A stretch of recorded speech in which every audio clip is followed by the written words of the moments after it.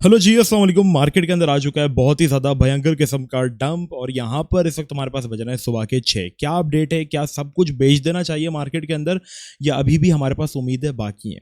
देखो, मुझे एक चीज़ बताओ, जब मार्केट एकदम से इतनी बड़ी हमारे पास जो है वो रिकवरी देती है, जिसमें BTC इथेरियम जो है बिना किसी रिट्रेसमेंट के अगर हमारे पास 4000 पे चले जाता है, 2500 से 56% की मूव दे देता है, तो उसकी करेक्शन लेने को आप लोग नॉर्मल क्यों नहीं समझते हो? बस मुझे इस चीज़ का जवाब दो। और दूसरा एक और चीज़ का जवाब देना, मुझे बहुत सारे लोग बोलते हैं भाई आप तो पैनिक फैलाते हो, आपकी वीडियोस बेकार होती हैं, तो देखने क्यों आते हो? आप फायदा हो रहा है तभी तो देखने आ रहे हो, वरना मत देखो। अगर आपको इतना फायदा हो रहा है तो ठीक है, सिंपली आप डिसलाइक करके भी जा सकते हो। ठीक है, बाकी जो सपोर्ट करें, thank you so much. We are so close to 800 के सब्सक्राइबर्स, तो सारे सब्सक्राइब कर देना एंड लाइक कर देना। Now let's start the video. अच्छा, देखो, हमें ना काफी टाइम से BTC के अंदर एक चीज जो है वो कवर कर रहे हैं और वो थी USDT की डोमिनेंस, मतलब क्रिप्टो मार्केट में हम एक चीज कवर कर रहे हैं। मैंने बताया था अपनी लाइव स्ट्रीम में, अब मैं आपको बताता हूँ मार्केट क्या अपडेट है, लेकिन पहले थोड़ा इसको देख लेते हैं क्योंकि इंपॉर्टेंट चीज है ये।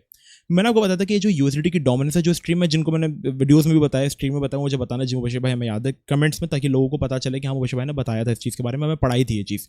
मैंने कहा था USDT डोमिनेंस एक अपने अप ट्रेंड चैनल की तरफ है। USDT डोमिनेंस का बेसिकली कुछ इस तरीके का ताल्लुक होता है ना, जैसे आपके पास एक BTC, जब आप उसको सेल करते हो या किसी भी क्रिप्टो को आप सेल करते हो, तो आप उसको USDT के अगेंस्ट सेल करते हो। आप सेल करते हो, आपके पास क्या आ जाती है? USDT आ जाती है।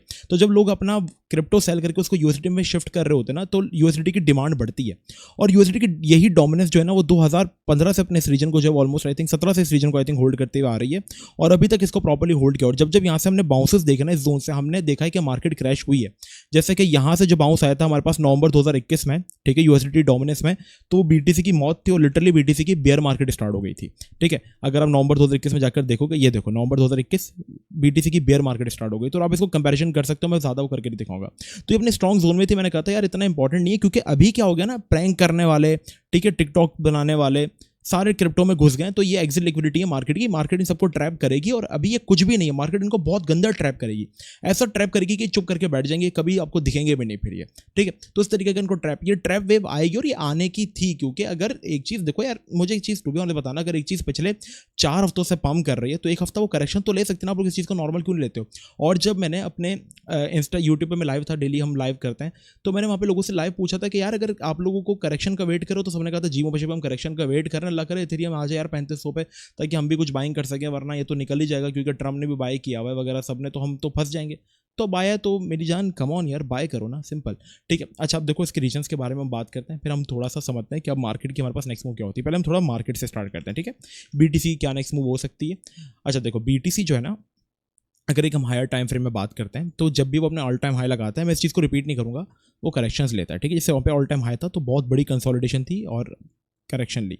यहाँ पे ऑल टाइम हाई था तो बहुत बड़ी कंसोलिडेशन की, करेक्शन ली, ठीक है, और फिर वापस मार्केट जो है दोबारा बाउंस की है। ठीक है, अब यहाँ पे भी अगर बाउंस आया है, तो इस बाउंस को, जैसे यहाँ पे बाउंस आया था, देखो ये बाउंस आया, सही है। इसके बाद एक विक लगी थी कितने परसेंट की?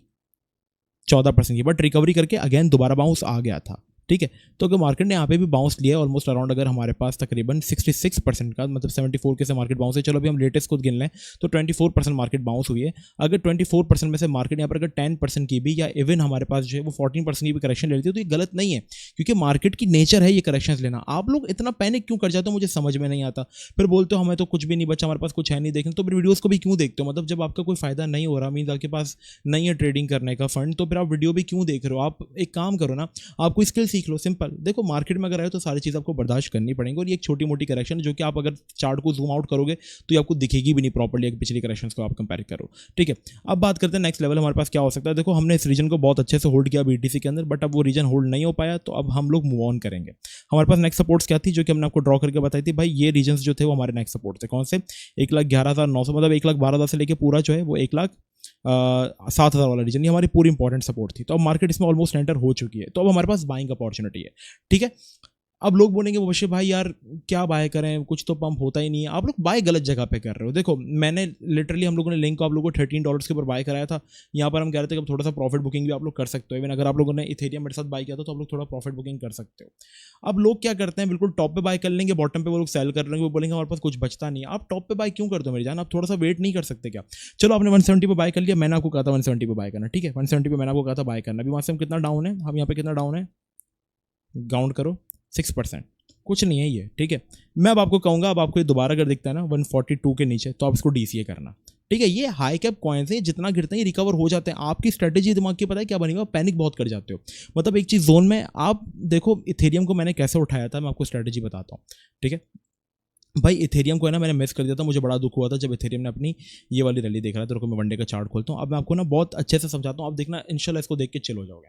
ठीक है, मैंने इथेरियम की रैली जो थी ना वो मिस कर दी थी, मतलब मिस एक इस सेंस में की थी कि मैंने यहाँ पे बाय तो किया था, बट मैंने यहाँ पर बेच दिया था 3400 पर, वो 4000 पे गया था, मुझे बड़ा अफसोस हुआ। मैंने क्या किया, मैंने कहा था यार ये चीज़ पंप हुई है, ईद की नेचर है, ऑल्ट कॉइन की नेचर होती है कि वो डंप करता है। जैसे यहाँ पे कितना पंप हुआ था ना, एक बारी में इतना बड़ा डंप हो गया कि मतलब, और इतनी अच्छी करेक्शन ले ली कि लोगों ने दबा के बाइंग की। तो मैंने क्या किया, जब ये यहाँ पर ये इतना बाउंस हुआ था ना, मैंने कहा था यार मैं इसके रीजन्स मार्क कर लेता हूँ, फिर वहाँ पे आता जाएगा मैं बाय करता जाऊँगा। सबसे पहला रीजन मैंने ये जोन मार्क किया था। ठीक है, जब ये यहाँ पर चल रहा था कहीं अराउंड तकरीबन 3100 पे कोई सोच भी नहीं सकता था। देखो एक चीज़ याद रखना, जब टॉप पर होती है कोई चीज़ तो वो आपको कभी सोचने भी नहीं देंगे कि ये चीज़ डंप भी कर सकती है। मतलब आपको इतना बुलिश कर देंगे कि आप उसको बेचने का ख्याल रखोगे ही नहीं, और जब बॉटम पे होगी वो चीज़ तो आपको बाय नहीं करने देंगे, बल्कि आपको इतना बेयरिश कर देंगे। इसकी एग्जांपल आप बीटीसी के चार्ट से ले सकते हो। जब बीटीसी 15-16 हज़ार पर था, लोग बोल रहे थे कि बाइनेंस भाग जाएगी, सब चले जाएगा, आपको बाय नहीं करने दी, और वहीं पे ब्लैक रॉक वगैरह ने दबा के बाइंग की। ठीक है, तो इससे आइडिया लगा लो। देखो जब ईथ हमारे पास बाउंस करा था तो मैंने ये रीजन मार्क किया था कि यार 3100-3200 की तरफ आएगा तो मैं बाय करूंगा। फिर इसके बाद अगर हमारे पास ये 2700 पर आएगा तो मैं थोड़ा सा बाय करूंगा। मैंने अपने $1000 को समझो कि डिवाइड कर लिया था, 25% मैंने करेक्शन में बाय करा था। फिर मैंने कहा था कि यार ये लास्ट सपोर्ट है 2200-2100, यहाँ पर आएगा तो बाय करूंगा। बस ये 3 रीजन के अंदर मैंने बाय किया था। अब सबको पता है कि जो लोग पुराने उन सबको पता है, आखिरी डीसीए मैंने कहीं ना चाहते हुए भी, क्योंकि मेरे पास एक्स्ट्रा फंड्स थे, तो मैंने 1600-1700 की तरफ किया था। फिर मेरा एवरेज 2100 का मेंटेन हुआ, फिर ये अब ये बाउंस कर गया। ठीक है, मुझे 2100 की अगर मेरी एवरेज से मैं काउंट करूँ तो मुझे अल्हम्दुलिल्लाह अराउंड 70% प्रॉफिट मुझे मिल रहा था ईद पे। मैंने कुछ ईद अपने सेल भी किए। अब आपने भी यही करना, आपने मिस किया था ना। अब जब ये पम्प कर रहा था, अब एक चीज़ तकरीबन अराउंड आप देखो ना यार, 2100 से चली गई कितने पे, 87%। तो क्या वो 20% की करेक्शन नहीं ले सकती क्या यार? ये तो 20% भी नहीं है। ईद की आप करेक्शंस देखो ना पहले, ये देखो ईद यहाँ पे कितना बाउंस हुआ था, करेक्शन कितनी बड़ी ली थी ईद ने, देख लो 30% की करेक्शन ली थी। ये क्रिप्टो मार्केट है, स्टॉक मार्केट नहीं, इसमें चीज़ें नॉर्मल है। आप लोग पैनिक क्यों करते हो यार, मुझे समझ नहीं आती। पैनिक मत करो, होल्ड करो और अच्छी चीज़ें बाय करो। पैपे वगैरह पता नहीं क्या क्या लेके बैठ जाओगे, फिर उसमें फंसे रहोगे। ईएनए मैंने बाय करवाया था, कब बाय करवाया था, कितना गिरा ईएनए मैंने बाय करवाया था, कसम से मैंने बाय करवाया था। आप लोगों को वीडियोस के अंदर आप जाके देख लो, ईएनए इतना गिरा था, लोगों ने मेरा जीना हराम कर दिया था। ठीक है, यहाँ से जब ये डंप होने स्टार्ट हुआ तो हमने बाय कराना स्टार्ट किया था 62-73 पे। मैंने कहा था इसको इस रीजन में बाय करो, डीसीए करेंगे, नीचे तक इसको डीसीए करेंगे। इतना देर वो होल्ड किया, लेकिन उसने रिकवरी ऐसी दी है ना कि वो 190% पंप कर गया। सीएफएक्स को लेकर आप लोगों ने मेरा कितना मुझे तंग किया हुआ था कि सीएफएक्स का बताओ, सीएफएक्स का बताओ। सीएफएक्स हमने इस रीजन में कहीं 0.16 पे बाय करना स्टार्ट किया था, 0.11 पे हमने डीसीए किया था, फिर नीचे हमने इसको बोलना छोड़ दिया था इसके बारे में। फिर इसके बाद ये भी 100% चला गया। तो अगर आप अच्छी चीज़ होल्ड कर रहे हो तो इसको पेशेंस के साथ होल्ड करो, फिर बेचो नहीं। तो अब ईद भी अगर आपने मिस किया है ना, तो अब आप बोल रहे थे कि यार मुझे मिल जाए, तो सबसे पहला रीजन कौन सा है जहाँ पे इसको करेक्शन लेनी चाहिए थी? ईद का सबसे मेजर जोन तो ये था। ठीक है, जो कि सबसे स्ट्रॉन्ग बाय, यहाँ पे मे बी पॉसिबल कि नहीं है 2800 पे क्रिप्टो मार्केट कुछ कैंसिल, बट इसके बाद सबसे बड़ा रीजन ये था। मतलब इतनी इंपॉर्टेंट सपोर्ट थी जो तोड़ी थी, और उसको तोड़ने में मार्केट ने लास्ट टाइम बहुत स्ट्रगल की थी। ठीक है, सबसे इंपॉर्टेंट रीजन था ये, इसको भी मार्केट ने रिट्रेस नहीं किया। तो देखो ये जो दो रीजन है ना, 2800 और 3100, ये स्ट्रॉन्ग बाय, बट 3300 भी बुरा नहीं है। यहाँ से बाइंग करना स्टार्ट करो, उठाना स्टार्ट करो, थोड़ा यहाँ पे बाय करो। ठीक है, 20% पोर्टफोलियो से, भले छोटा पोर्टफोलियो है, भले बोलो कुछ भी नहीं मिलेगा, मिलेगा एटलीस्ट कुछ तो मिलेगा आपको। ठीक है, मुझे कुछ प्रॉफिट बचेगा नहीं, यहाँ पे बाय करो, थोड़ा यहाँ पर है फिर यहाँ पे बाय करो, थोड़ा यहाँ पर है फिर यहाँ पर बाय करो। अपने रीजन्स मार्क कर लो कि भाई इन रीजन्स के अंदर मैं थोड़ा थोड़ा बाय करता रहूंगा। अब सीन ये हो रहा है मार्केट के अंदर कि न्यूक्लियर वॉर का हमारे पास डर है। ठीक है, न्यूक्लियर वॉर का हमारे पास अगर डर है तो देखो, जैसे कि ट्रंप ने एक न्यूज़ आई है कि उसने 2 न्यूक्लियर सबमरीन जो है वो रशिया के एरिया की तरफ जो है, नियर रशिया जो है वो रख दी है अपनी, मतलब क्योंकि खतरा बढ़ रहा है। देखो जब न्यूक्लियर वॉर का डर होना तो दबा के बाय करो, मार्केट्स क्रैश करती हैं। ठीक है, न्यूक्लियर वॉर की वजह से ही मार्केट जो है गोल्ड की उसने पंप लिया है। अब ये मंडे को मे भी पंप करेगी, 90% चांसेस हैं। ठीक है, मंडे को पंप करेगी, इसलिए गोल्ड पंप हुआ है क्योंकि बंद हो गई है मार्केट। तो ये मंडे को हमारे पास हम जो है वो एक्सपेक्ट कर रहे हैं कि ये जो है वो 3400 को भी क्रॉस कर देगा। ठीक है, जिस तरीके की मार्केट के अंदर अगर यही टैरिफ वाली सिचुएशन चलती रही, यही हमारे पास वॉर वाली सिचुएशन चलती रही। अब देखो जब भी हमारे पास न्यूक्लियर वॉर का खतरा हो ना, तो दबा के बाय करो, क्योंकि न्यूक्लियर वॉर का ना सिर्फ 1 या आधा % चांस होता है।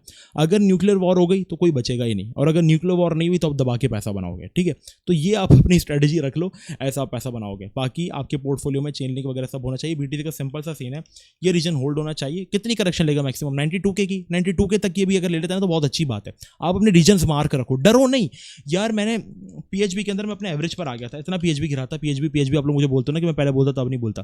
पीएचबी को सबको पता है कि मेरी हमने जो इससे बहुत प्रॉफिट बनाया, फिर हमने दोबारा इसकी जो बाइंग कराई थी आप लोगों को, जब ये डंप हुआ था तब मैंने इसकी बाइंग कराई थी आप लोगों को $1.2 के ऊपर कहीं आसपास, ठीक है।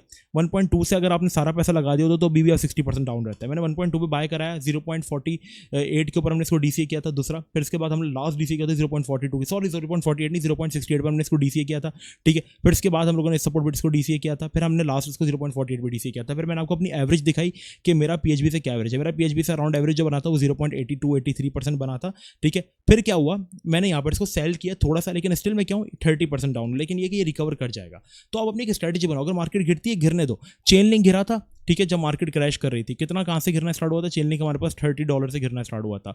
अब जैसे सपोर्ट इसकी पहले यहाँ पर थी, तो किसी ने अगर 21 पे बाय किया तो आधे पोर्टफोलियो से, ठीक है, फिर समझो 2 रेंज में भी उसने बाय किया और आधे पोर्टफोलियो से उसने 13 पे बाय कर लिया। उसकी एवरेज क्या बनी, 21 और 13 पे बाय करके 15 की एवरेज बनी। लिंक कहाँ गया, रिकवर करके हमारे पास अगर उसकी एवरेज से हम लोग काउंट करें 15 से भी, तो 30% उसको प्रॉफिट ही दिया। तो अगर आपके पास अच्छा एसेट है, इथेरियम जैसा एसेट है, चेनलिंग जैसा एसेट है, सोलाना जैसा एसेट है, रेंडर जैसा एसेट है, एफईटी जैसा एसेट है, इसको तो हटाए दो, हम तो बैंकरप्ट हो गया, ठीक है, और हमने इसको कभी आपको रिकमेंड किया था। अगर आपके पास एसेट टोकन है ईएनएस वगैरह जैसे, तो फिर तो आप डरो ही नहीं ना, क्योंकि ये अच्छे कॉइन्स हैं, रिकवर हो जाते हैं। हाँ, अगर आप पेपे, बनाना, सीजी बाइनेंस का कुत्ते वाला कॉइन होल्ड करके बैठे हो तो भाई फिर उसकी वारंटी मैं नहीं ले सकता, आई एम सॉरी टू से, ठीक है। अच्छे प्रोजेक्ट्स बाय करो, अच्छी चीज़ें बाय करो, ये रिकवरी दे देती हैं। तो ये देखो ओमनी को हमने कितना क्रिटिसाइज किया कि भाई ऐसा प्रोजेक्ट था वैसा प्रोजेक्ट था, लेकिन एक चीज़ मैं बता दूं, इन कॉइन्स का पता चल जाता है जब ये इनके अंदर एकदम से लिक्विडिटी आती है, मतलब डंप होता है क्या, हम ये देखते हैं कि यार ये अपने ऑल टाइम हाई से इतना डाउन है, ठीक है। जो स्मार्ट मनी होती है ना वो ऊपर से बाय करती नहीं है, स्मार्ट मनी उसको डीसीए करती है। जैसे यहाँ पे किसी ने थोड़ा बाय किया, यहाँ पे थोड़ा किसी ने बाय किया, फिर यहाँ पे थोड़ा किसी ने बाय किया, थोड़ा थोड़ा करके उसका एवरेज कहीं यहाँ पर मेंटेन हुआ, फिर उसने कहीं जाकर एवरेज मेंटेन करके अपना जो 40-60% प्रॉफिट जो है वो बनाया। तो ऐसे स्मार्ट मनी आती है, ऊपर से बाय नहीं करना होता, जब वो करेक्शन लेती है चीज़ तब उसको बाय करते हैं, चाहे जितनी अच्छी चीज़ हो करेक्शन लेगी, इवन बीटीसी तक भी करेक्शन लेगा, ठीक है। इस चीज़ को समझ जाओ। और बाकी अगर भाई वीडियो पसंद नहीं आती तो मत देखा करो, फालतू कमेंट्स मत किया करो, ठीक है। नहीं पसंद आ रही हो तो मत देखो, मतलब तुम्हें समझ आ रही है, मुझे तो वॉच टाइम मिल जाएगा, थैंक यू सो मच। अगर तुम देख रहे हो, तुम्हारे हिट करने का कोई फायदा नहीं है, मुझे मेरा वॉच टाइम मिल जाता है, थैंक यू सो मच, ठीक है। तो बस यही आज के लिए, बाकी सब्सक्राइब कर देना, we are so close to hit 100K subscribers, so let's go guys, thank you so much. मिलते हैं नेक्स्ट वीडियो में, जब तक के लिए अल्लाह हाफिज़।